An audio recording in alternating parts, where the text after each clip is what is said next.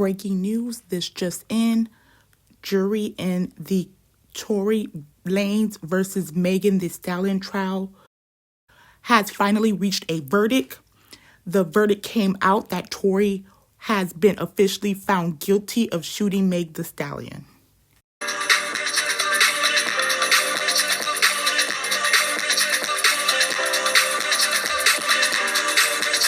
Tory has been found guilty on all 3 charges: assault with a semi-firearm, having a concealed firearm in a vehicle that is not registered, and discharge of a firearm with gross negligence. Now, Tory was initially optimistic as the jury went into day 2 of deliberations. The jury consisted of 7 women and 5 men. When the verdict came out yesterday, right after the verdict of guilty on all 3 charges, Tory had no reactions, but his father stood up and started screaming profanities and other things like, "Everyone is evil. This is wicked injustice." It was a crazy and downright scary scene in the courtroom, and the father had to be removed from the courtroom. The rant lasted about a minute before he was escorted out, causing Tory's 5-year-old son to burst out in tears. Side note, I don't know why he would have his son there. He's only 5. It's crazy what people do. Now, look, this trial's going to affect Tory's son for life, unfortunately. Now, Tory is facing up to 22 years in jail and may be deported back to Canada. Now, this is a huge win for the prosecution team and Meg Thee Stallion. Now, to be completely honest, I was a little taken back by the verdict, as there was a lot of testimonies that brought some reasonable doubt. Even others have been saying that by listening to all the testimonies, they thought there was some reasonable doubt. Mainly because the prosecution's 2 main witnesses were very unreliable, especially Kelsey Nicole Harris, which was at the scene at the time of the incident and who was Meg's best friend at the time. Now, Kelsey did a private interview with the prosecution prior to the trial, and she told them her version of the accounts in order to get immunity, as there was an independent witness that said they saw a woman firing a firearm, and she did not want the finger to be pointed at her, which it was actually later by Tory and his defense. The problem with Kelsey was when she got on the stand, she recanted most of what she initially told the prosecutor that could indicate that Tory was the shooter. And a lot of people thought that this was very weird. Like, why recant? This is one of the main reasons people are saying that there's reasonable doubt in this case, because she proved to be an unreliable witness.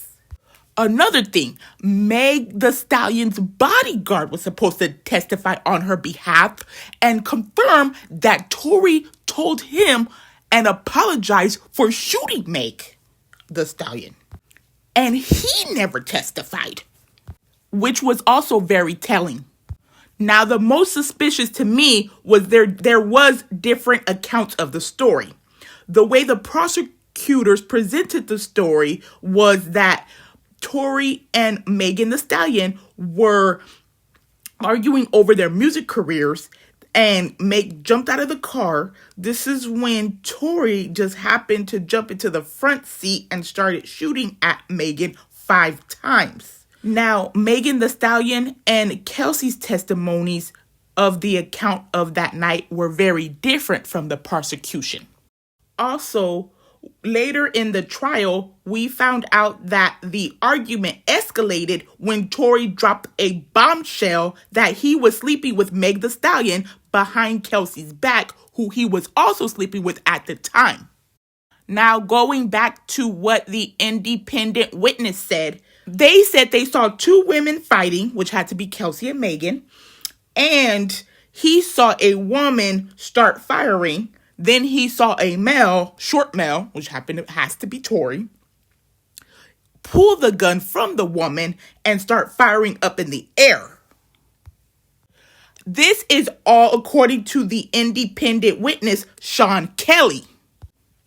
Now, this count of what happened, this testimony greatly differs from what the prosecution is saying what happened that night. On top of that, Tory's DNA was found inconclusive on the gun, and there was a woman's DNA found on the gun, but neither Tory nor Megan Thee Stallion's fingerprints were taken that night. Now, they say multiple people actually touched that weapon. So I say all that to show that there was definitely reasonable doubt amongst all the people who heard this case on who shot Megan Thee Stallion. Now, Meg had to have been shot because she had 4 bullet fragments in her feet, according to her x-rays that came out in the trial.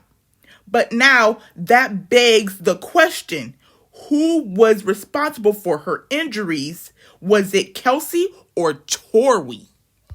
Now, I know people are saying that there's no doubt it has to be Tory. But if you look at all the details of this case and all the evidence, it has to have some people questioning a lot of things. And I don't feel like I even know the whole story. I don't feel like the whole story even came out after all the testimonies. I feel like somebody is still not telling the full, honest truth, to be honest.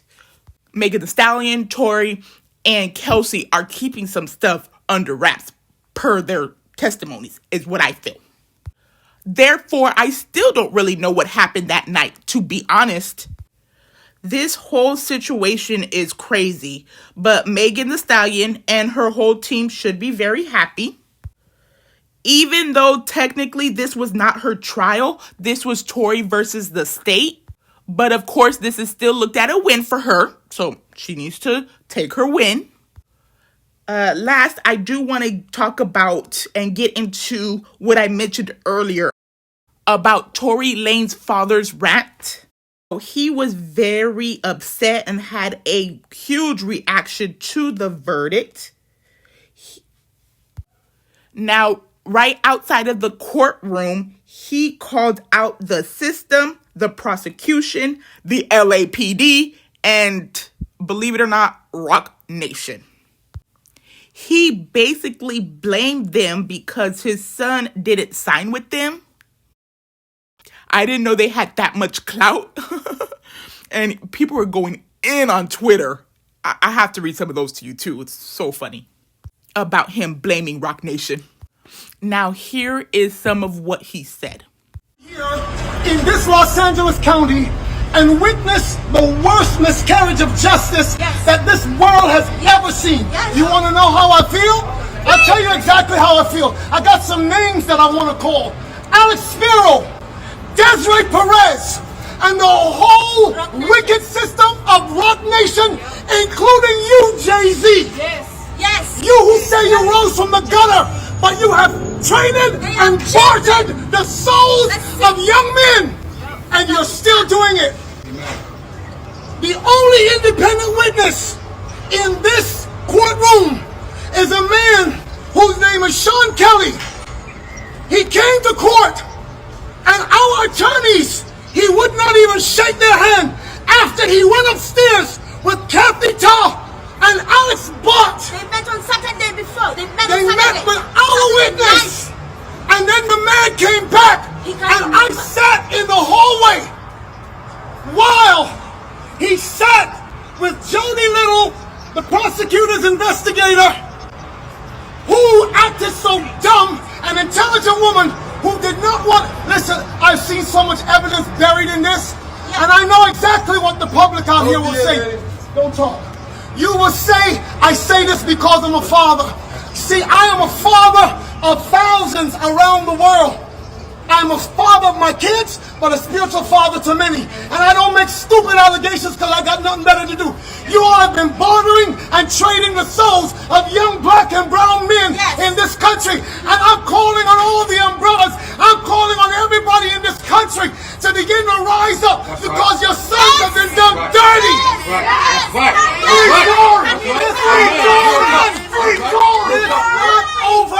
It's not over. God does not lose. Never. And even though we have come to this juncture, trust me, you will see that our God does not fail. This is not the I know that this is wickedness. This district attorney, Miss Kathy Tarr, is the same one that witnessed or knew that 5 sheriff's deputies beat up a Spanish man with the last name Carrillo until the guy was beaten to and passed out. ABC News interviewed that man after Eyewitness News, and he said, I thought I would never be here to see my child born, and I would never been able to be around to see my other child rise up. But I'm telling you, this court system is not for justice.